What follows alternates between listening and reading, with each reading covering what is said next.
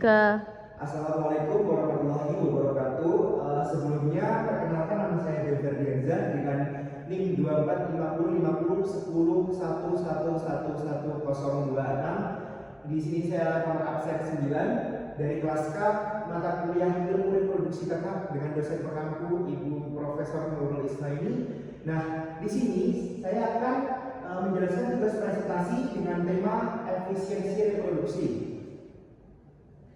Nah, yang pertama itu ada apa itu efisiensi reproduksi? Efisiensi reproduksi adalah tingkat keberhasilan ternak dalam menghasilkan keturunan secara optimal, mulai dari pembuahan hingga kelahiran anak yang sehat.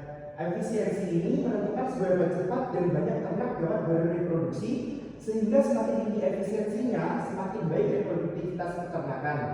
Faktor yang mempengaruhi efisiensi reproduksi antara lain manajemen pakan, kesehatan reproduksi, kualitas penjara, serta ketepatan pelaksanaan perkawinan atau inseminasi buatan.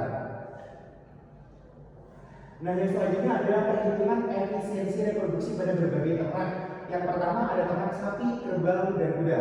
Sapi, kerbau, kuda merupakan ternak yang dapat beranak setahun sekali dengan jumlah anak per kelahiran litter size 1 dengan lama pembuntingan 9 bulan.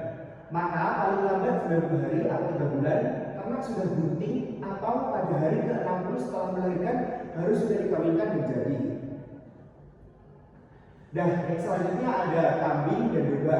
Kambing dan domba dalam 2 tahun dapat melahirkan 3 karena lama kebuntingan 6 bulan dengan jarak beranak 8 bulan. Nah, litter size 1-4 ekor dengan rata-rata 2 anak per kelahiran, sehingga dalam 2 tahun satu induk dapat melahirkan 6 ekor anak atau 2 tahun beranak 3 kali.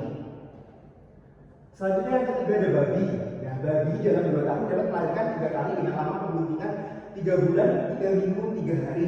Sedangkan litter size atau jumlah anak per kelahiran yaitu 12 ekor, sehingga satu induk dalam 2 tahun dapat menghasilkan 36 anak.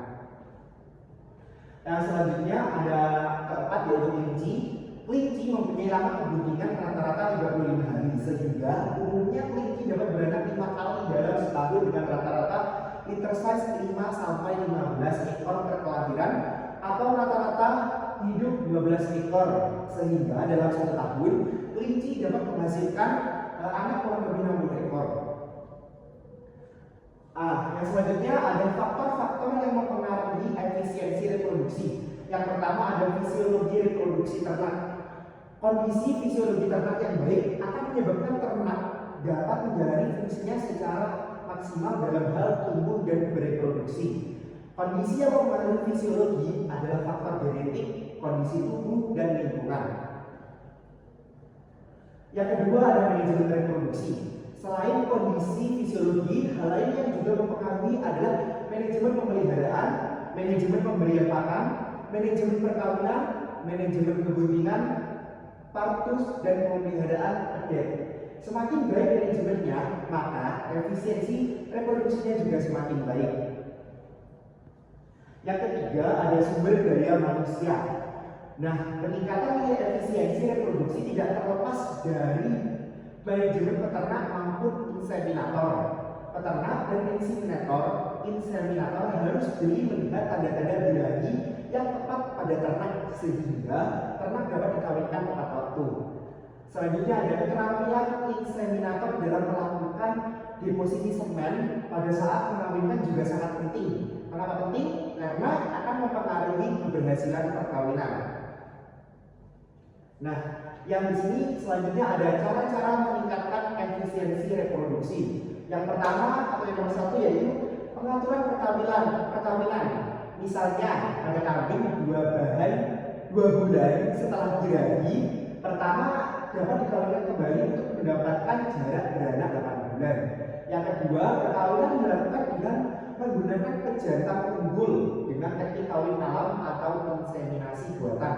Yang ketiga, apabila terjadi kegagalan dalam perkawinan atau ternak menunjukkan tanda-tanda birahi kembali setelah dikawinkan, maka harus dikawinkan kembali secepat mungkin. Dan yang keempat, perlu adanya pengawasan intensif terhadap tanda-tanda birahi. Hal ini agar dapat melakukan perkawinan pada waktu yang tepat. Yang kelima, pemberian pakan berkualitas tinggi perlu dilakukan pada 2 atau 3 hari sebelum ternak dikawinkan, terutama pada kambing untuk menghasilkan anak lebih dari 1. Nah, yang keenam, pakan berkualitas diberikan selama masa kebuntingan. Mengapa demikian? Hal ini dilakukan untuk menjaga supaya tidak terjadi abortus. Yang ketujuh, perlu pemisahan induk bunting dan tidak bunting. Mengapa? Hal ini agar tidak terjadi kekalahan persaingan dalam hal mendapatkan pakan dengan betina yang tidak bunting.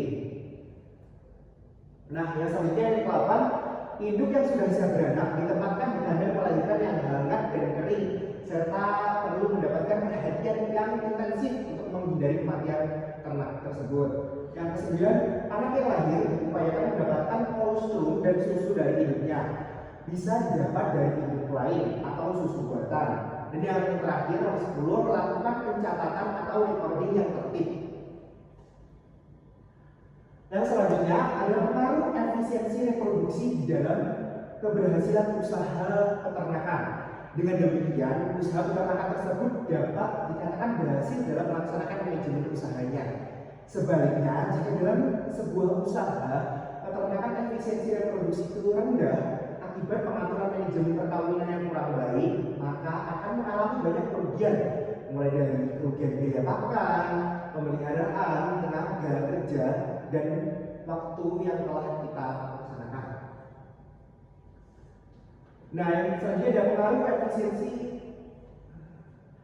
reproduksi di dalam keberhasilan usaha peternakan. Atau selanjutnya yaitu keberhasilan sebuah usaha peternakan dapat dilihat dari efisiensi reproduksi yang dicapai.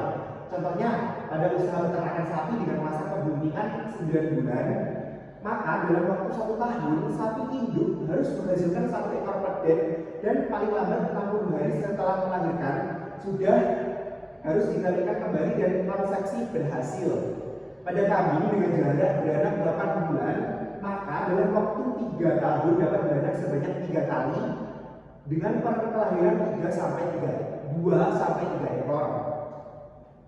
Nah, terima kasih telah menyimak dan menyaksikan video penjelasan dari saya. Apabila ada kurang lebihnya, saya Benzer, mohon maaf yang sebesar-besarnya.